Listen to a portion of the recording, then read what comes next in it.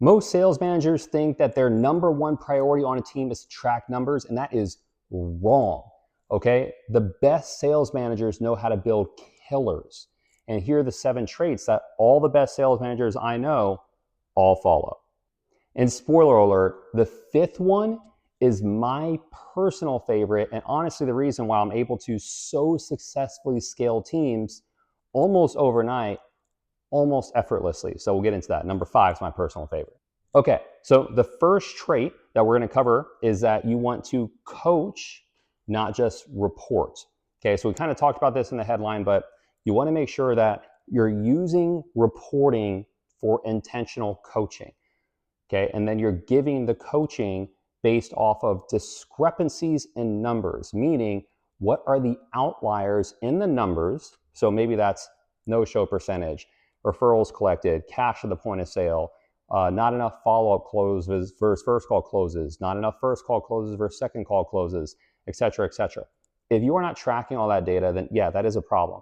But if you're only coaching people based on things that you feel like people need to be coached on, or you're coaching your entire team only on one specific topic that maybe not everyone needs to be coached on, that's not good management, that's not good training. You want to make sure that you're pulling from reporting to coach people up. And when you coach players up and just specifically on the things that they're not doing well on, which should come from the data, you're going to see much faster results from each player because you're working on the things that they're the most, say, deficient on, right? One of the things that they're not the best at, right? So if you do that, then every player is going to start moving the needle, because if you're spending time training everybody on the exact same thing, then it's likely that some people won't get as better as somebody else that needed help with that one thing. Make sense? Trait number 2 is emotional intelligence. Now look, I'm not going to sit here and tell you the best ways to acquire emotional intelligence or EQ, but what I will sit here and tell you is that IQ is what makes you a great sales rep. IQ is intelligence around a topic to do really well. You know a lot about something. EQ is emotional intelligence, and it's an absolute mandatory, in fact, would rank higher than IQ or skill set as a manager, because you need to make sure that you understand, you can just see things that are happening on your team without them saying something. Because if you're strictly just focused on performance alone and you're not identifying these things, A, in the group setting, if something is off with a team member, but also B, in your one-on-ones you have with team members, which we're not going to go over in this video. But if you can't identify that with your EQ or emotional intelligence, there's going to be so much that falls through the cracks. And then those team members that are probably your best team members, we're going to want to go to teams where they feel more heard, because the best talent doesn't just stay for money. Money is almost a requirement. If people aren't getting paid a lot of money, they don't even have to be that good. They're still going to want to go somewhere else, right? But the best players like to be on teams with culture. And culture is when you're, well, we won't get too deep into culture right now, but they're going to want to be on a team with culture. Subscribe to my channel and hit the bell if you want to get the videos that I put out when I talk about culture and team development. But you need to make sure that you are developing your emotional intelligence. Watch my channel a lot about stuff like that. Buy books on it if you need to. Whatever you need to do, you have to develop that. Okay, trait number 3 is you need to balance accountability with empathy. Okay, so I'm a really big believer on, like, if something gets brought up on a team, because I'm big on decentralized management, but when we do this, and I do have one-on-ones with team members, they know exactly why I'm having the one-on-one. If somebody gets let go on a team, everyone knows why they got let go, right? Because the numbers are all visible because of how I manage teams through this decentralized management structure. And so it's never a surprise when something happens, somebody's off board or whatever. Whereas some teams where the numbers are not as visible and transparent, they'll be like, oh my God, Jeffrey got let go. And it's like, bro, yeah, because Jeffrey sucked. And it's like, of course he's going to get let go. What do you mean? How did you guys not know that? And it's because most sales managers don't have visibility around numbers or teach numbers, but more specifically, they don't hold accountability to numbers. So for example, if somebody needs to make 100 dials a day, inputs a day, like if you're a setter or BDR or whatever, SDR, and you're not doing those numbers, then what happens, right? Is it like, oh man, we'll get them tomorrow? Like, no, dude, there needs to be accountability around that over a certain amount of time. When something is missed, there has to be PIP plans. There has to be some kind of next step action if things are not taking place, especially if the numbers are visible and you've already had conversations about the numbers, and then it is still not happening, even if you coached up intentionally based on the deficiency in the numbers or discrepancies, and it's still not happening, then it makes it easy to have the conversation around, okay, this is what needs to happen next, bro. Like, you're on a pit plan, or we gotta, offboard you from the team, or this thing or that thing. So it's important that you have accountability and conversations in your one-on-ones and in your morning sales meetings to make sure, like, these are the numbers that have to be hit today. Here's our daily projections of what we need. Here's what you guys currently have in the pipeline. And then, bam, if people are not holding to their commitments, we still got to be able to understand their situation, right? That's the empathy, but we still got to be hard on the accountability. Without yelling, we go off numbers. Very easy conversations. Trait number 4, and this is honestly what I think most companies lack, and sales managers, but vision and clarity. Even if you're a sales manager, you should know where the company is going. If not, you need to be able to paint that picture, because you're still a sales rep. You're having to sell sales talent to come sell for this company and to want to have you as a person leading the team. Even if you're not an owner, you still need vision and clarity. If you don't have that, you're not going to pull the best talent. Dude, I pull so much crazy talent because I sell the vision for either companies we manage sales teams for and our done-for-you management service, or for our own internal team. Because things don't have to be going great for things to eventually go great. And that's why I think people confuse. They're like, well, I'm not doing that great, so I can't see why somebody would want to come work here that's really killing it. I need to find a C player for now. It's like, no, bro, you need to stop. You just need to focus on your vision and clarity. I'm almost getting bleeped out on here on YouTube, some crazy stuff I'm about to say. But it's like, you need to focus on making sure that you understand where the company is going, where the team is going. Even if the business owner doesn't know where the company is going, you as a sales manager need to know what you are capable of doing for the company, and you are taking it there. Okay, so you need to make sure you can sell that vision and have clarity around what are the numbers in order to get there. If all you do is talk about rah, like, oh, we're gonna get there, we're the best, right? That's not enough. Okay, you need to make sure that you have actual numbers to back up and reverse engineer what action needs to take place today. And if you want to get even crazier, per hour, and structuring the team's calendars to make sure that that happens. Now, yes, as a manager, you're dealing with the variables of marketing, you're dealing with the variables of this thing, that thing, and the other thing. Don't make excuses. Winners find a way, and you need to find that way. Number 5, and I told you guys at the start of this video, this is my personal favorite and why I've been able to grow teams so fast. You need to have a recruiting eye. Now, a lot of people will say one thing or the other of, I have the best education for sales reps to be great. I have the best ramp up for sales reps. We have the best marketing. We have the best offer. We have the best this thing, that thing, and the other thing. But if you can get it all right from the get-go, meaning that you hire the right person out of the gate, because you're not just looking for skill, you're looking for all the other things, which are the characteristics that make up a great player, not just a skill.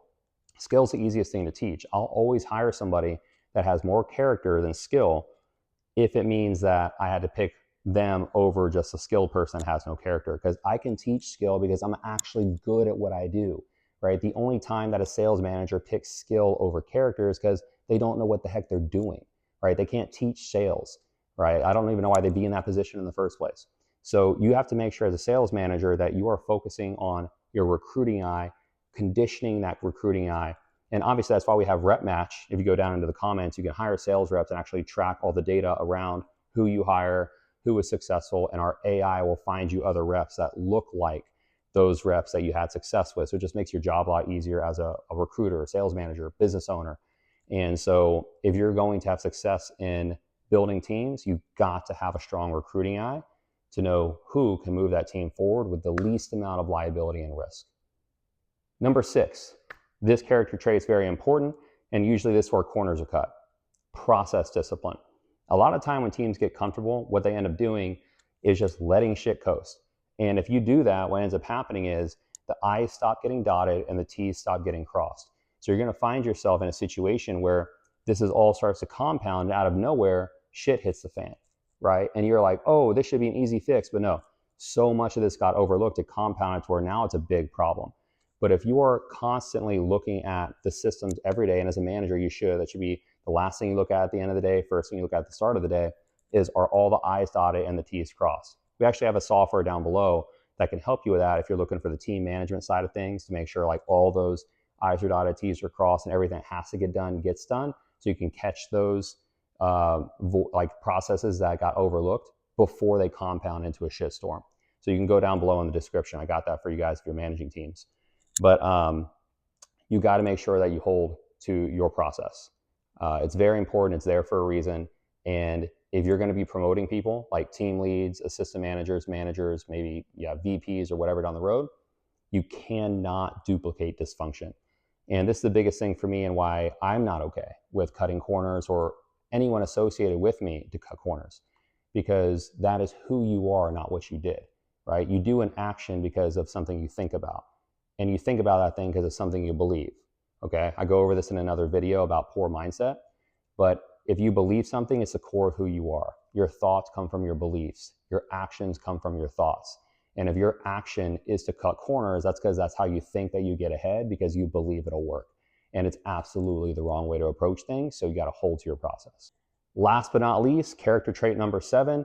We're going to close it out with something that's almost kind of doubling down on what I just said, but relentless consistency. I cannot tell you how many times that people say, oh man, I don't want to give my projections this morning. I don't want to enter that thing in here. I don't want to go finish my notes in the CRM. I don't want to go do this thing, that thing, or the other thing. And it's when you start letting things slide that becomes a culture that you duplicate. Culture is going to be the thing that happens the most, or the thing that is said frequently, that becomes what the team is. So if you start to veer away from what's right and what the best process is into things that maybe you say nothing, but the action is being done, aka the act of not doing something, that then becomes the culture. And that is a tough ship to turn. It's like turning the Titanic, man. Everybody's like, oh my God, why do we have to fill that out? We haven't been doing that, whatever. And then when that starts to happen, then you start losing team members. Other team members start actually building the culture, and now it's completely out of your hands, and that's a very difficult thing to fix. Usually teams have to pretty much let all those players go, or most of them, and rebuild. So stop yourself from the headache. Make sure you have a relentless consistency out of the gate, and you're following each thing you need to do every day, not just from a business or team standpoint for entering data or filling out reports, but also making sure that everybody is embodying the character that is whatever your company is, right? If you don't cut corners, right? For us, it's every day is 1%. So we got to take action and creativity, or excuse me, take creative action as if, we're only 1% done. So like we're a brand new startup, always take that kind of creative action. Next is 30 days from bankruptcy. How much action would you take if you're 30 days away from bankruptcy? It's like everybody needs to embody what the core values of the company are. If you don't have those, write them down, figure that out. We'll have other videos for that. Subscribe to my channel, hit the bell if you want to see those when they come out. But it's very important to make sure you have relentless consistency to develop a culture of consistent winning.